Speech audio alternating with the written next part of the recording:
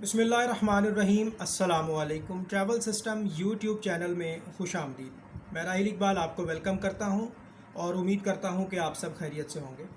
इस वीडियो में हम बात करेंगे पाकिस्तान से साउथ अफ्रीका का विज़िट वीज़ा आप कैसे अप्लाई कर सकते हैं और कैसे हासिल कर सकते हैं, और इसका क्या तरीक़ाकार होगा, कितना इस पे ख़र्चा आएगा, उसके बारे में हम बात करेंगे।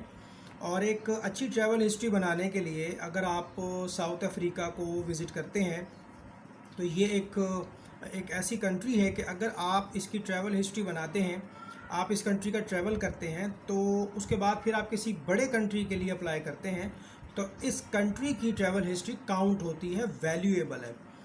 तो मज़ीद गुफ्तगू को आगे बढ़ाने से पहले आप मेरा व्हाट्सएप का नंबर भी नोट कर लें। सुबह 11 बजे से लेकर शाम 5 बजे तक आप व्हाट्सएप पर मुझसे रब्ता कर सकते हैं। अपना नाम और अपना पैगाम आप लिख कर मुझे व्हाट्सएप करें और काइंडली अपनी बारी का इंतज़ार करें।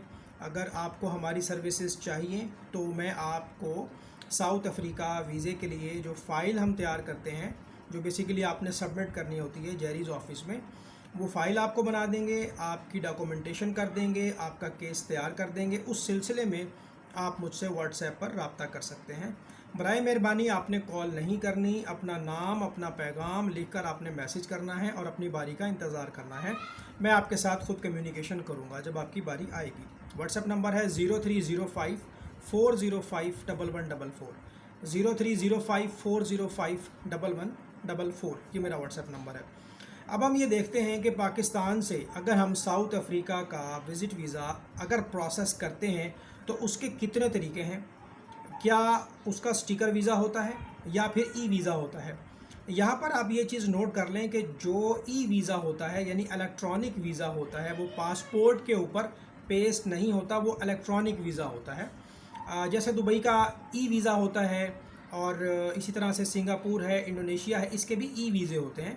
तो पाकिस्तान से अगर आप साउथ अफ्रीका के लिए प्रोसेस कर रहे हैं तो उसका एक तरीका ये है कि घर बैठ के ऑनलाइन आप उसका ई वीज़ा प्रोसेस कर सकते हैं, जो कि मैं आपको बिल्कुल भी रिकमेंड नहीं करूँगा। उसकी चंद एक वजूहात हैं, वो भी मैं आपको बताता हूँ। और दूसरा तरीका है कि स्टिकर वीज़े के लिए आप जो है वो अप्लाई करें। स्टिकर वीज़ा कैसे अप्लाई होगा, उसकी फ़ीस कितनी है, कहाँ पे अदा करनी है, इस सब चीज़ों के बारे में हम बात करेंगे। अगर आप चैनल पर नए हैं इसको सब्सक्राइब कर लें, ये वीडियो शुरू से लेकर आखिर तक देखें, उसके बाद आप अपने दोस्तों के साथ इस वीडियो को शेयर करें।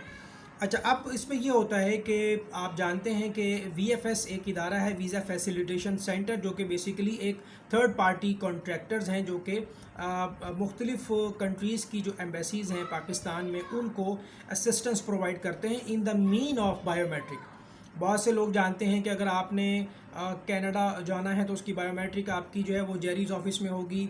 अगर आपने UK जाना है तो उसकी डॉक्यूमेंटेशन वहाँ पे होगी। अगर आपने यूरोप और शेंजन कंट्रीज़ के लिए प्रोसेसिंग करवानी है तो उसके लिए भी आपको VFS ऑफिस में जाना पड़ता है। अच्छा, अब फ़र्ज़ करें कि आपने एक जहन बना लिया कि मैंने साउथ अफ्रीका वीज़े के लिए अप्लाई करना है, तो जिस तरह मैंने आपको बताया कि इसका ई वीज़ा होता है, वो बिल्कुल अप्लाई ना करें। अगर वो आपको मिल भी जाता है तो उसमें बहुत ज़्यादा रिस्क होता है, क्योंकि उसमें चेक एंड बैलेंस बहुत होता है। पाकिस्तानी एयरपोर्ट पर आपसे सवालात पूछे जाते हैं, क्यों जा रहे हो, कहाँ जा रहे हो, वीज़ा दिखाएं आप। अच्छा, वीज़ा क्योंकि ई वीज़ा होता है तो उसके ऊपर जो है ना वो बोर्डिंग में बड़ी परेशानियाँ आती हैं। पाकिस्तान से क्लियर हो जाएँ तो वहाँ साउथ अफ्रीका एयरपोर्ट के ऊपर आपकी जो है वो जांच पड़ताल शुरू कर दी जाती है।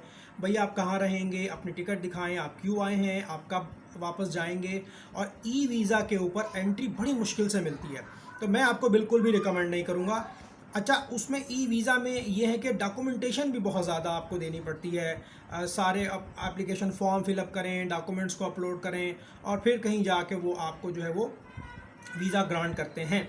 बहरहाल अगर हम देखें वीज़ा अप्रूवल रेशो तो वो भी 50-50 है, 50% अप्रूवल है, 50% रिफ्यूज़ल है। लेकिन मैं फिर भी आपको वो रिकमेंड नहीं करूँगा।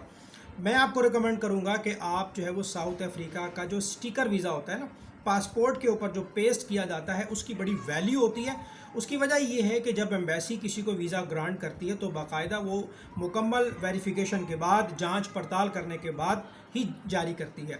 अब इसका पहला स्टेप क्या होगा, हमने शुरू कहाँ से करना है और कहाँ पे जाना है। देखें, डॉक्यूमेंट्स की जो लिस्ट है उसके बारे में मैं आपको बताता हूँ, लेकिन इसका प्रोसीजर क्या होगा। फ़र्ज़ कर लें कि आपने सारे डॉक्यूमेंट्स तैयार कर लिए, ठीक हो गया जी।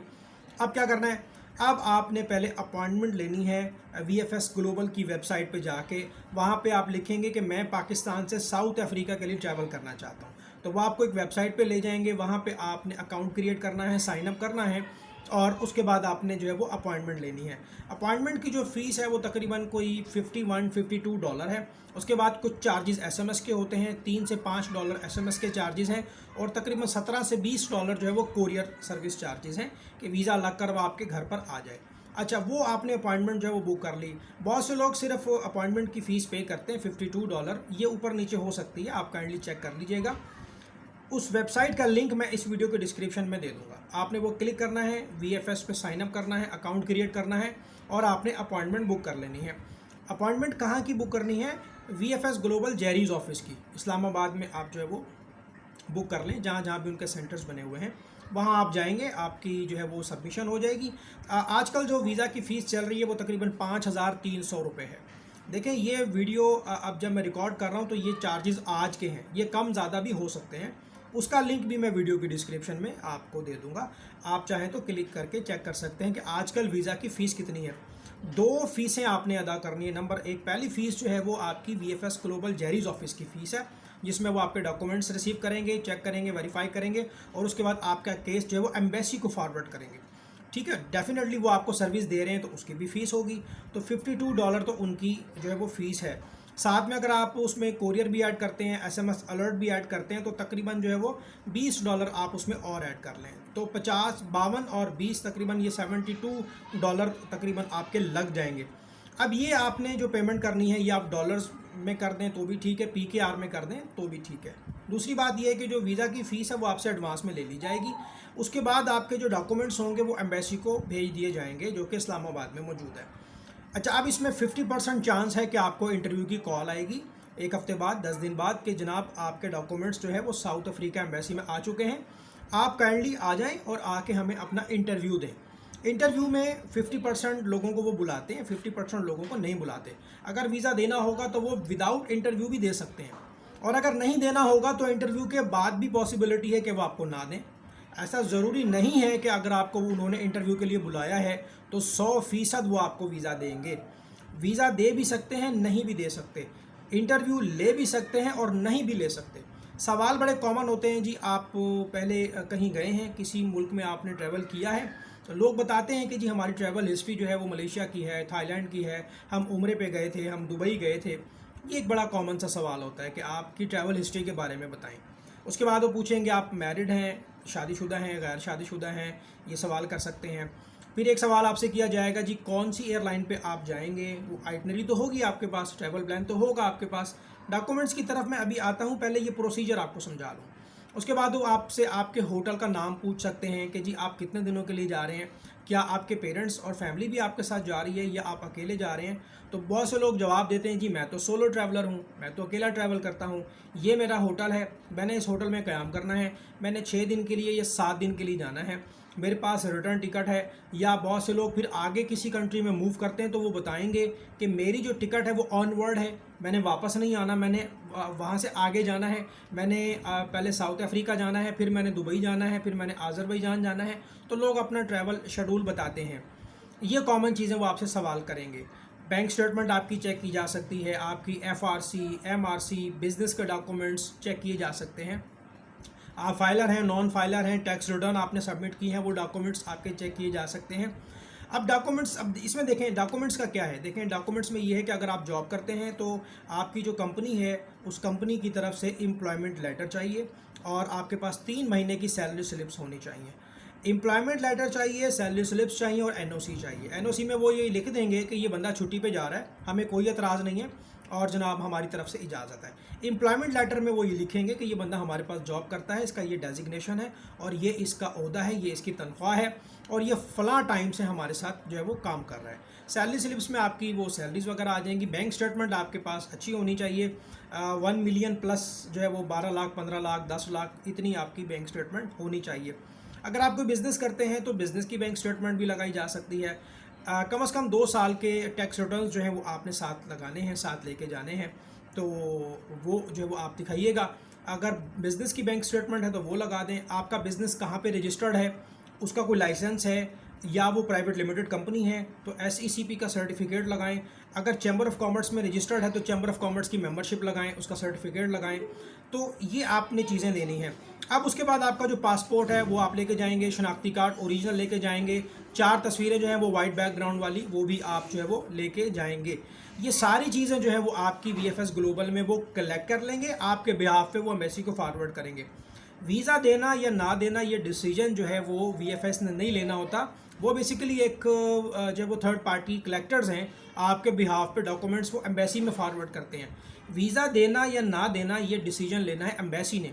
अगर आप किसी कंसल्टेंट से फ़ाइल तैयार करवाते हैं, किसी एजेंट से फ़ाइल तैयार करवाते हैं, उन्होंने सिर्फ अपनी जो सर्विसेज आपको दी हैं रिगार्डिंग आपकी फ़ाइल तैयार करना, आपका केस तैयार करना, उसकी डॉक्यूमेंटेशन करना, आपका ट्रैवल प्लान बनाना, एयरलाइन टिकट की डमी रिजर्वेशन लगानी है, परचेस करने की ज़रूरत नहीं है। इसी तरह से जो होटल की रिजर्वेशन है वो आपने होटल की रिजर्वेशन लगानी है। ये तमाम चीज़ें जो है वो आपका कंसल्टेंट, आपका ट्रैवल एजेंट बनाएगा। वो आपका जो कंसल्टेंट है वो आपकी पूरी फ़ाइल बनाएगा। वो पूरी फ़ाइल आपने जो है वो जमा करानी है, travel plan, itinerary, airline ticket की रिजर्वेशन और होटल की रिजर्वेशन।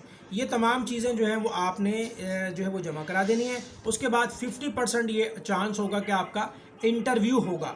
इंटरव्यू के बाद वो आपको बताएंगे कि आपका वीज़ा लगना है या नहीं लगना। एक चीज़ और ध्यान में रखें कि अगर आपका वीज़ा रिफ्यूज़ हो जाता है तो जो पैसे आपने अदा किए थे अपॉइंटमेंट के वो भी नॉन रिफंडेबल हैं, और जो पैसे आपने वीज़े की मद में दिए थे 5300 रुपये जो कि आज के चार्जेस हैं ये भी नॉन रिफंडेबल हैं। इसी तरह से जो कंसल्टेंट ने अपने चार्जेस दिए हैं वो भी नॉन रिफंडेबल होते हैं। कोई भी कंसल्टेंट या ट्रैवल एजेंट आपको जो है वो 100% वीज़ा नहीं दे सकता। ये डिपेंड करता है कि आपकी प्रोफाइल कैसी है। वीज़ा जब भी मिलेगा आपको आपकी प्रोफाइल पे मिलेगा। अगर रिफ्यूज़ल आएगा तो वो भी आपकी प्रोफाइल पर ही आएगा कि आपका केस इतना मजबूत नहीं है। आपके होम टाइज बड़े स्ट्रांग होने चाहिए, आपका बिजनेस बड़ा स्ट्रांग होना चाहिए। देखिए अब यहाँ पे एक चीज़ मैं आपको क्लियर करता चलूँ कि बहुत से लोग जब रब्ता करते हैं हमसे तो वो ये कहते हैं जी हमें तो डन बेस वीज़ा चाहिए। देखिए डन बेस नाम की ऐसी कोई चीज़ नहीं होती। अगर आपकी प्रोफाइल में जान है तो वो वीज़ा देंगे आपको। अगर आपकी प्रोफाइल वीक है, ना कोई आपकी ट्रैवल हिस्ट्री है और ना ही आपका कोई होम टाइज साबित हो रहा है, ना आपके पास FRC है, शादीशुदा है, ना आपके पास निकाहनामा है, ना MRC है, और अगर आपका कोई बिज़नेस भी नहीं है, कोई जॉब भी नहीं करते, सोर्स ऑफ इनकम ही नहीं है आपका, तो डेफिनेटली वीज़ा ऑफिसर इस बात को अंडरस्टैंड करता है कि यार ये बंदा अगर जाएगा तो ये वहाँ जाके छुप जाएगा, ओवर स्टे हो जाएगा, वापस नहीं आएगा। तो मैं आपको रिकमेंड करता हूँ कि अगर आपकी अच्छी जॉब है, सैलरीड पर्सन है, बैंक स्टेटमेंट अच्छी है, 1 मिलियन प्लस 14 लाख, 12 लाख, 15 लाख आपके अकाउंट में है, आप फाइलर हैं, टैक्स रिटर्न्स भरते हैं, होम टाइज बहुत अच्छे हैं, यहाँ पे फैमिली है, शादीशुदा हैं, माँ बाप हैं, बीवी बच्चे हैं, आपकी कोई प्रॉपर्टी है, आपकी कोई गाड़ी है, वो तमाम चीज़ें आपने शो करनी है कि मैं एज अ टूरिस्ट वहाँ जा रहा हूँ, एज अ विजिटर वहाँ जा रहा हूँ और घूम फिर कर मैं वापस अपने वतन में आ जाऊंगा। तो ये चीज़ जो है ना वीज़ा ऑफिसर को आपने कायल करना होता है अपने डॉक्यूमेंटेशन से। बड़ा ही बेहतरीन किस्म का खूबसूरत सा कवर लेटर आपका बना हो, आइटनरी बनी हो, ट्रैवल शेड्यूल आपका बना हो। इन तमाम चीज़ों में अगर आपको हमारी सर्विसेज चाहिए व्हाट्सएप पर रब्ता कर लें। हमेशा स्टिकर वीज़े के लिए आपने कोशिश करनी है। ई वीज़ा को मैं प्रेफर नहीं करता क्योंकि उस पर एंट्री जो है वो बड़ी मुश्किल से होती है। जब आपका पास स्टिकर वीज़ा होगा तो कोई भी इमिग्रेशन आपसे बहुत ज़्यादा सवालात नहीं करेगी क्योंकि उनको पता है कि ये वीज़ा जो है वो एम्बेसी ने जारी किया है। तो एम्बेसी कभी भी इस तरह वीज़ा जारी नहीं करती जब तक कि उनकी तसल्ली ना हो जाए। तो वेरिफिकेशन के बाद ही वो आपको वीज़ा जारी करेंगे।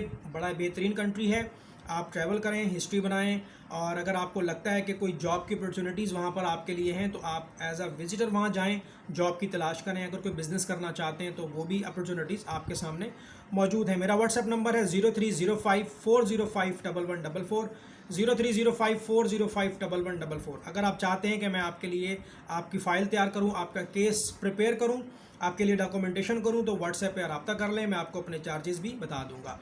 डॉक्यूमेंट्स की ऑलमोस्ट मैंने सारी डिटेल आपको बता दी है। बिज़नेस के लिए अलग डॉक्यूमेंटेशन है, सैलरीड पर्सन के लिए अलग डॉक्यूमेंटेशन है।